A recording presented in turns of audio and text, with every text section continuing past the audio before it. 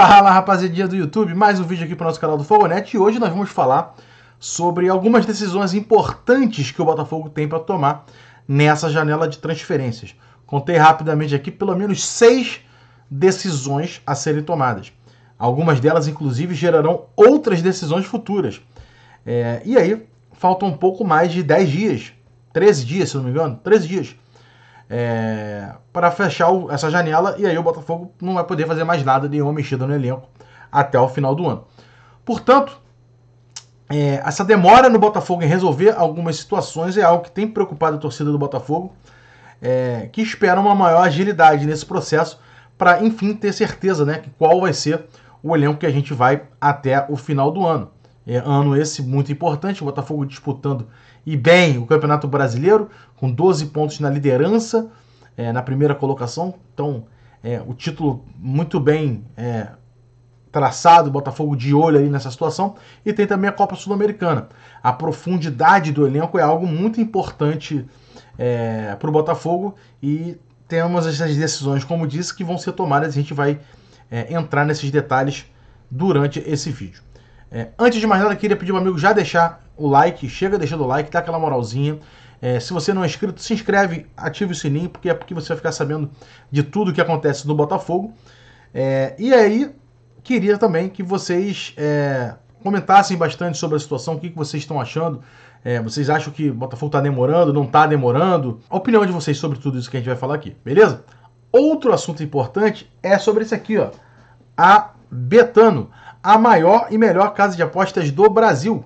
Se você ainda não é cadastrado, vá lá e faça seu cadastro. Utilize o cupom FOGONET que está aqui, ó, e aí você simplesmente vai poder avisar para a Betano que você chegou a Betano através do Fogonete. Mas não só isso, tem também um benefício até o dia 31 de julho. Além de dobrar, né, na primeiro depósito, que já é padrão, né, a Betano sempre dobra o valor aqui. Você botou 50, ela bota mais 50, você botou 100, ela bota mais 100, botou 500, ela bota mais 500. Se você se inscrever com o cupom do Fogonete, você ganha ainda mais 50 reais. Independente do valor, você bota mais 50 reais no primeiro depósito. Então, não demore, dá aquela moralzinha. E aí você, né, fica com um bônus na sua conta. Você tem que fazer apostas para ir mudando, né, transformando o bônus em saldo. Quando virar saldo, é todo o seu dinheiro, você pode fazer o que você quiser. Pode fazer um saque via Pix, pegar o dinheiro e pagar um jantar para Cremosa. Pode fazer uma viagem, ou até seguir fazendo suas peripécias aqui na Betano, que é bom demais, né? Todo mundo, quem gosta de jogar, sente o gostinho, não quer ficar de fora, nem que seja apostando merrequinha, 2, 5 reais. Todo mundo gosta, né? Todo mundo gosta. Então é isso, tamo junto. Não vai se encalacrar, hein? É um jogo. Ganha, perde, com né, inteligência. Tamo junto, Betano. Sobre o vídeo, o Botafogo tem que tomar pelo menos 6 decisões aí. Quais são elas? Primeiro, perdeu o lateral direito Rafael, e aí por isso considera mais urgente de todos, porque o Di Plácido está jogando sem reservas, né? Então, lateral direita. Cadê a lateral direita do Botafogo, a tal reposição, que até agora não aconteceu? Além disso, na zaga já havia um pé atrás com relação ao Sampaio, pela direita e nem tanto pela esquerda, porque tinha Luiz Segovia, o Segovão. Só que aí, de repente, o Botafogo simplesmente decidiu negociar o Segovão para o Molenbeek, na Bélgica, e perdemos a opção da zaga pela esquerda. Então, perdemos a opção da zaga pela esquerda e o da direita, o Sampaio, não é o mais confiável. E mais do que isso, além dele não ser o mais confiável, ele está sendo utilizado nos dois lados. Se o Adrielson não jogar na direita, Sampaio. Se o Costa não jogar na esquerda, Sampaio. Então, fica clara a necessidade também de um zagueiro para chegar e substituir, repor essa perda do Segovão. Então, já estamos 2 situações, lateral direita e agora também a zaga. Essas 2 são as mais urgentes. Por quê? Porque nessas 2, o Botafogo já perdeu os jogadores, né? O Rafael não está mais à disposição, só volta no final do ano. E ao mesmo tempo, o Segovão agora já foi para a Bélgica também, não está mais útil. Deixa eu tirar aqui o chapeuzinho da Betano, né? Deixar para a gente continuar o vídeo. E aí, temos essa questão do Segovão. Cadê? Vai ter um zagueiro? Não vai ter o zagueiro? O lateral direito que foi falado que é a prioridade que vai vir, até agora não está acontecendo. E aí faltam 12 dias, 13 dias para o fim da janela, que acontece no dia 2 de agosto. O tempo está passando. Beleza. Contratar zagueiro e os lateral, imagino eu que vai dar tempo, né? Tem 12 dias, vai contratar. O que mais me preocupa são as outras negociações. Por quê? Temos também o problema no centroavante. Hoje o Botafogo tem Tiquinho, Janderson e Matheus Nascimento. O Janderson tem se mostrado útil, mesmo não estando pronto para ser o reserva imediato do Tiquinho. Matheus Nascimento, que era para ser essa peça, está muito valorizado, e o Botafogo, que está fazendo uma otimização financeira no elenco, ou seja, precisa de dinheiro, entende que a venda do Matheus Nascimento é a melhor venda nesse momento. Por quê? É um cara valorizado na Europa, ou seja, vai entrar uma grana considerável pelo que a gente espera, e é um jogador que não vai fazer tanta falta porque já não faz parte da rotação, não é tão importante nessa rotação. Então, seria a melhor venda no momento. O problema é que ainda não está decidido, né? Repito, faltam 12 dias. A partir do momento que você vende o Matheus Nascimento, você vai precisar de uma reposição. E se você demorar muito a vender o Matheus Nascimento, quanto tempo você vai sobrar para você ter essa possibilidade de fazer essa reposição? Lógico, o Botafogo pode ter se antecipado, já ter as possibilidades traçadas, e quando uma coisa acontecer ele vai lá e resolve a outra. Mas negociação a gente sabe que existem problemas.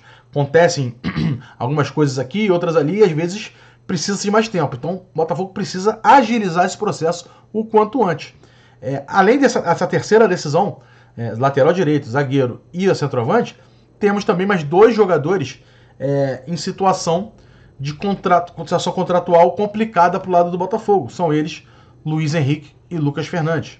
Ambos têm metas a serem batidas, e se essas metas forem batidas, o Botafogo tem obrigação de compra. No caso do Lucas Fernandes, a obrigação 4 milhões de euros. No caso do Luiz Henrique, se bater as metas, a obrigação 8 milhões de euros.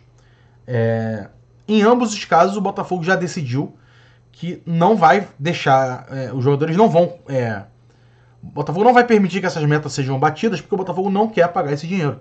Nem os 8 milhões de euros para o Luiz Henrique, para o Olympique Marselha, nem os 4 milhões para o Lucas Fernandes, que também tem se mostrado um jogador muito abaixo do que o Botafogo esperava. O Botafogo tem que, principalmente no caso desses dois, a decisão tem que ser mais rápida. O que vai fazer com esses jogadores? Vai conseguir uma negociação com eles, um terceiro interessado pagar e levar? Ou simplesmente você vai ter que ficar com o elenco no final do ano? Se você tiver que ficar com eles no elenco até o final do ano, eles vão ter que se encaixar num esquema em que eles joguem, ajudem como possam, mas sem bater as metas. E aí vai da característica e vai do que está em cada contrato, né? O contrato do Lucas Fernandes é um, do Luiz Henrique é outro, né? Os detalhes a gente não tem, mas, por exemplo, no caso do Luiz Henrique, sabemos que tem um limite de minutos, tem uma limitação de minutos. Ele não pode jogar tantos minutos por jogos. Se ele jogar, conta como jogo, e ele tem uma meta de jogos a cumprir, né? E isso dificultaria bastante o fato do Botafogo não pagar. Então, assim, isso aconteceu, não é pouco comum isso, né? É bem comum, inclusive. Isso aconteceu com o Griezmann no Atlético de Madrid e Barcelona, quando estava tendo essa negociação.